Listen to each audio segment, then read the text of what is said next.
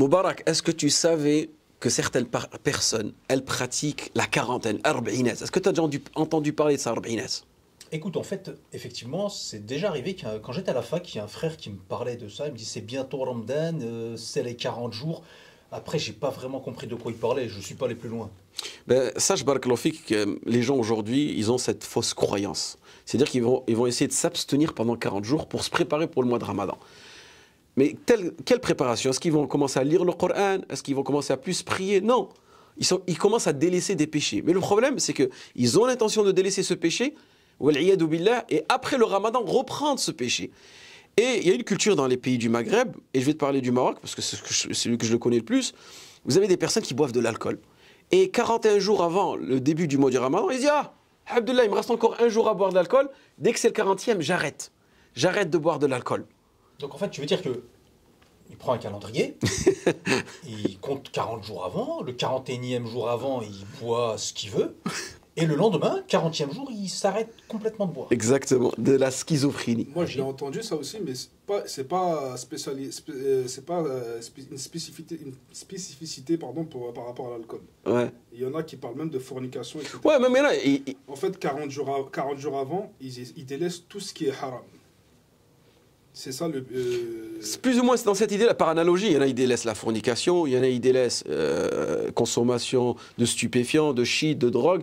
Ils se disent: je me prépare pour le mois de Ramadan. Mais vous savez le problème, d'où est-ce que ça vient, ça? Pourquoi aujourd'hui, il y a une question qu'on peut se poser. On est dans un pays musulman et les gens ont, on va dire, ce double discours, cet islam hybride. Il faut comprendre, Allah yabarik fikoum, que l'histoire du Maroc, elle a été bouleversée à une certaine période. À partir de 1912, lorsqu'il y a le protectorat français qui vient s'installer. Le général Lyautey, il vient, soi-disant, il va protéger le Maroc et il va mettre en place un Maroc moderne. Soi-disant un Maroc moderne. Lorsqu'on parle de Maroc moderne, nous, on pense à quoi? Une meilleure condition de vie. D'accord. Mais eux, en réalité, ils sont venus faire quoi? Ils sont venus détruire certains fondements de notre religion et propager le vice. Et toutes ces formes de vice. Et l'alcool, le vin, al-khaba'ith, comme nous a dit le messager sallallahu alayhi wa sallam. C'est la mère des vices. Donc, si je comprends bien, avant la colonisation, cette histoire de arba'inat ne se posait pas forcément, et ensuite c'est arrivé avec la colonisation, avec ces lois un petit peu bizarres sur l'alcool, sur la consommation d'alcool. Exactement. Donc si on analyse un peu l'histoire du Maroc, on verra qu'avant la colonisation, avant qu'il y ait le protectorat français, le Maroc quand même était un pays où il est toujours un pays musulman, mais beaucoup plus ancré dans ses valeurs. Ah, ça me rassure. Voilà. Mais voilà, quand le général Lyautey vient, il s'installe, une fois qu'il a mangé son tagine, qu'est-ce qu'il veut? Boire de l'alcool. Boire de l'alcool, un bon petit verre de vin. Et ça, malheureusement, vous avez énormément de restaurants aujourd'hui qui sont tenus par des Maghrébins et qui proposent de l'alcool. Pourquoi? Parce que leur clientèle, ici en France, leur clientèle, elle est quoi? Elle est française. Et le Français, après avoir mangé un tagine ou mangé un bon couscous, un bon petit verre de vin. Et malheureusement, c'est tout simplement pour des intérêts mondains, parce qu'on court après l'argent. Mais là, ce qu'il faut comprendre dans la Yabarik Fik, c'est que le Maroc est, on va dire, plus ou moins soumis à ce protectorat français. Et il y a énormément de lois qui sont installées au Maroc et qui vont contre les principes de notre religion. Mais en 1956, lorsque le colon sort du Maroc, les gens sont encore habitués à ces mauvaises mœurs-là. Et il y a encore des non-musulmans qui vivent au Maroc. Des personnes qui ont des positions importantes dans le Maroc. Et ces personnes-là, elles continuent à consommer de l'alcool. Donc, on est plus ou moins encore sous le protectorat français, entre guillemets. On est encore colonisé. Mais, alhamdoulilah, en 1967, il y a une loi. Il y a une loi qui est établie au Maroc qui interdit la vente et la consommation d'alcool aux musulmans. Donc, c'est-à-dire le musulman, il ne peut pas boire de l'alcool de façon publique, de façon ouverte. Et aussi, il lui est interdit de vendre de l'alcool. Donc, ça vient plus ou moins restreindre, on va dire, la consommation et la vente d'alcool. Mais le problème, il est où? Ça c'est propre au Ramadan ou c'était dans sa généralité ça? Ça c'est dans sa généralité, barakallahu fik, voilà. Ça c'est de manière générale. Donc, mais les gens... Interdit de vendre à un musulman, etc. Exactement, interdit de vendre de l'alcool à un musulman. C'est pour ça que dans des hôtels, tu verras, entre guillemets, ils peuvent vendre ça à des touristes. Et on sait qu'aujourd'hui, pour développer le tourisme, il faut ramener ça, malheureusement. Donc les gens, ils ont compris qu'à partir de cela, que l'alcool était interdit, et ils ont dit, on va... spécifier encore plus la loi. s'il ne reste plus que 40 jours à l'approche du ramadan, hein, la vente de l'alcool, elle devient interdite à tout le monde, aux musulmans et non musulmans. Et c'est pour ça que vous verrez énormément de touristes hein, qui hésitent à voyager dans des pays musulmans un peu avant le ramadan ou durant la période du ramadan parce qu'ils savent que l'alcool, bah, ça sera beaucoup plus difficile à y avoir accès. Donc le régime de 40 jours, à la base, c'était juste une loi, en fait. Ben, en réalité, cette histoire des 40 jours, c'est juste une coutume, je pense. C'est une coutume. Les gens, ils ont hérité ça indirectement. Et vous savez, 40 jours, on le retrouve souvent. On va dire c'est un chiffre symbolique chez les musulmans. La femme, hein, en période de lochi, c'est 40 jours. Vous avez des bid'a, des innovations. Lorsque une personne décède, le deuil, c'est pas 3 jours. Il y en a qui disent 40 jours. Donc on retrouve ce chiffre 40 jours dans la culture plus ou moins maghrébine.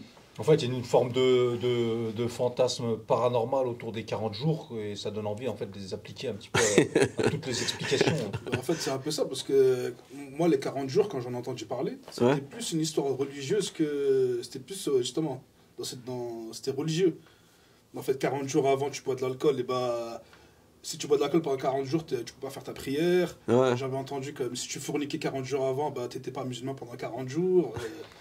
Et là, ce que tu mentionnes, c'est très important.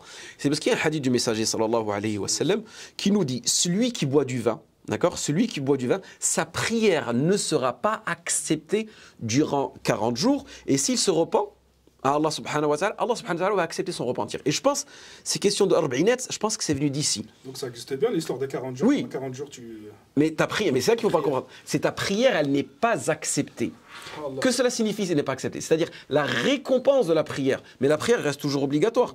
Donc il faut bien faire la distinction entre validité, condition de validité et condition de récompense. C'est-à-dire que le musulman, même s'il boit de l'alcool, ça fait partie des grands péchés, mais ça ne le sort pas de l'islam. Tant qu'il n'a pas la croyance ferme, que l'alcool est halal, s'il te dit l'alcool, non, c'est pas haram, c'est halal, là, il devient mécréant. Parce qu'il a tout simplement rendu halal ce qui était haram. Mais s'il boit de l'alcool et il sait que cela est haram, il a commis un péché. D'accord ? Donc, sa prière, elle est valide, mais elle ne sera pas récompensée durant ces 40 jours. Et le but de ce hadith, c'est tout simplement de nous pousser à délaisser l'alcool. D'accord ? Donc il faut bien faire la distinction entre les deux. Et il y a des savants, par analogie, ils ont dit aussi toutes sortes de consommation, comment on appelle ça ? Stupéfiants, des substances stupéfiantes, des substances intoxicantes et toutes sortes de drogues. Parce qu'aujourd'hui, l'histoire des 40 jours, là, il est plus utilisé dans le sens où je vais m'abstenir 40 jours avant pour que justement, quand je vais rentrer dans le Ramadan, ma prière, elle est valide, etc. Ahsant. Naam. Il y a des gens, ils te disent en réalité, pourquoi parce qu'il y a aussi des superstitions, soi-disant si. Non, le but, c'est pas d'arrêter tout court. Voilà, mais c'est ça le problème. C'est d'arrêter à ce moment-là pour rentrer dans le Ramadan, entre guillemets, dans de bonnes conditions et par la suite reprendre. Mais c'est ça le problème aujourd'hui, on a une religion qui est pratiquée à temps partiel, tu vois. C'est on choisit durant quelle période on est des bons musulmans, dès que la période elle est finie, on revient à nos activités. Et ça, c'est le problème. Ça, c'est un grand problème qu'on a chez les musulmans. Comme disait le frère tout à l'heure, Moubarak, il disait le 41e jour, c'est ça ? Et ben, en fait, c'est open bar. Tout est permis ce jour-là. Tout est permis. Comme ça, je suis prêt pour l'abstinence des 40 jours. Mais c'est tout de même entretenu par le gouvernement. Parce que exactement. On peut voir apparaître une fête au 41e jour dans un pays, dans des années, plus tard, il peut y avoir une déviance qui fait que le 41e jour avant Ramadan, on organise une grande fête où tout le monde fait un petit peu ce qu'il veut, parce que c'est le dernier jour de tolérance. Ben c'est ça aujourd'hui le problème, c'est, je vous dis, cet islam hybride qu'on a, et parfois aussi ça crée de la gêne au fond des cœurs des musulmans, lorsqu'ils se disent, je vais dans un pays musulman, et il y a ça, moi j'avais un ami à moi, il m'a dit, je vais juste rentrer dans l'islam, je suis parti en Égypte pour jeûner le mois du Ramadan, je voyais de la musique, et ainsi de suite, il me dit, moi je lisais dans les livres, Qala Allah, Qala Rasoul, je vais faire la hijra, je vais m'installer dans un pays musulman, et je vois tout ça. C'est vrai que c'est attristant, mais barakallahu fikoum, il faut comprendre qu'aujourd'hui les défis que nous avons, nous ici en tant que musulmans en France, on a à peu près les mêmes défis aussi dans les pays musulmans, et qu'aujourd'hui les pays musulmans ils tendent vers cette laïcité, cette séparation entre l'État et la religion. Bon, personnellement, je ne comprends pas trop ça. Ben, regarde, aujourd'hui, regarde par exemple... Les musulmans, ils ne devraient pas avoir les mêmes difficultés qu'un pays non musulman. Mais après, ça c'est politique. Par exemple, aujourd'hui, le nouveau gouvernement qui est au Maroc, nouvel gouvernement qui est au Maroc aujourd'hui, qu'est-ce qu'ils essayent de faire ? Tout simplement, ils te disent, on va essayer de revoir certaines dispositions liberticides. C'est-à-dire que pour eux, aujourd'hui, tu vois, ces lois qu'on a, qui sont basées sur le Coran et la Sunna, qui sont encore préservées au Maroc, de façon plus ou moins apparente, ben ils veulent les faire sauter. Ils disent ces lois-là, elles sont une atteinte à la liberté. Il te dit, le Marocain aujourd'hui, il vit dans un Maroc moderne. Il est libre, il est responsable. S'il veut boire de l'alcool, il boit de l'alcool. Et là même, ils te disent, c'est une forme d'hypocrisie. Ils disent, c'est une forme d'hypocrisie. Il te dit, on sait que l'alcool, c'est interdit, on sait que c'est haram, mais tu peux en acheter. Et en plus, tu peux être taxé dessus. Et ils te disent, d'après les chiffres, il y a 170 millions d'euros de redevances qui viennent de l'alcool. Et ils te disent, après il faut vérifier les chiffres, plus de 100 millions de litres d'alcool qui sont consommés par an, dans un pays musulman. Tu vois ce que je veux dire? Mais là, c'est là où, franchement, il faut tout simplement prendre un peu du recul. Et il faut faire attention à cette manipulation-là. Parce que ce discours-là, on l'a. Et aujourd'hui, il faut vérifier cette information. Par exemple, en Arabie Saoudite, on veut plus ou moins autoriser la consommation d'alcool pour les diplomates, c'est ça? Hein? C'est ce qu'on avait entendu dans des quartiers un petit peu fermés. Voilà. On va leur autoriser à boire de l'alcool. Et en réalité, on voit, regardez, barakallahu fikoum, la même façon qu'Allah, regardez, la même façon qu'Allah subhanahu wa ta'ala, il a interdit l'alcool par tadrij, hein? C'est-à-dire tadrij, c'est-à-dire étape par étape, petit à petit, jusqu'à qu'il est interdit totalement.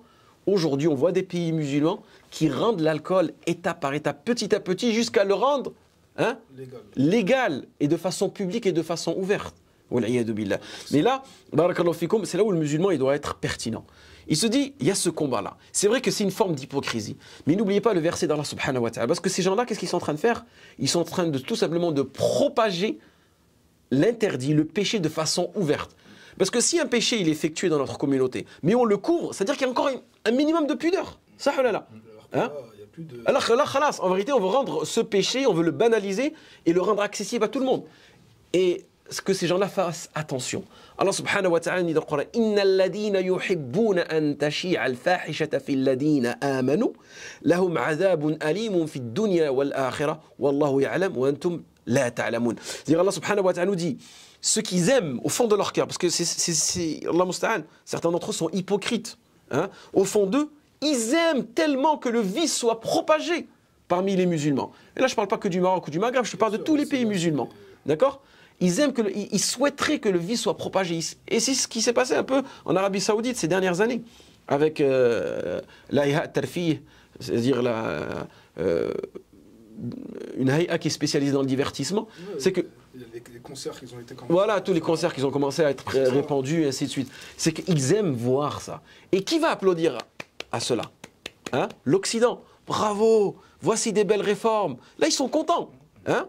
Ils sont contents parce que tout simplement, on est en train d'adopter leurs lois. On est en train de se soumettre à leur idéologie à eux. Mais on voit quand même une bonne partie du peuple qui adhère, qui sont contents de ce genre de manifestation, de ce genre de consommation. Et il n'y a pas aussi un problème avec le peuple, quand le peuple il est ouvert à ces choses-là. Parce que si le peuple était contre, ben, on a beau légaliser la consommation d'alcool, ben, personne ne l'achèterait. Mais c'est là le problème, c'est là où il est le travail des prédicateurs, c'est de quand même d'essayer d'exhorter ces gens-là, parce qu'il y a énormément de personnes qui sont ignorants, énormément de personnes qui suivent leur passion, d'accord? Et aussi, comme je vous ai dit, le problème c'est que ça vient parfois d'en haut. Parce que déjà l'être humain, il a déjà du mal à combattre ses passions, ses shahawats, et quand il vit dans un pays, entre guillemets, musulman, et qui propage ce vice-là, et surtout le problème, vous savez c'est quoi? C'est que c'est une entrée d'argent. Vous voyez? Et que la plupart de nos pays, les pays musulmans, ils dépendent de quoi? Ils dépendent du tourisme. Le tourisme, c'est qui vient dépenser? C'est des non-musulmans. Vous voyez? C'est là le problème. Et Allah subhanahu wa ta'ala plusieurs fois dans le Coran, et le messager sallallahu alayhi wa sallam l'a dit plusieurs fois, que cette dunya, elle sera une fitna pour nous. Courir après l'argent, ça sera une fitna pour nous. Donc Allah subhanahu wa ta'ala qui nous facilite la tawba et qui facilite le retour des dirigeants musulmans, du peuple musulman vers la charia, vers la sunna du messager sallallahu alayhi wa sallam.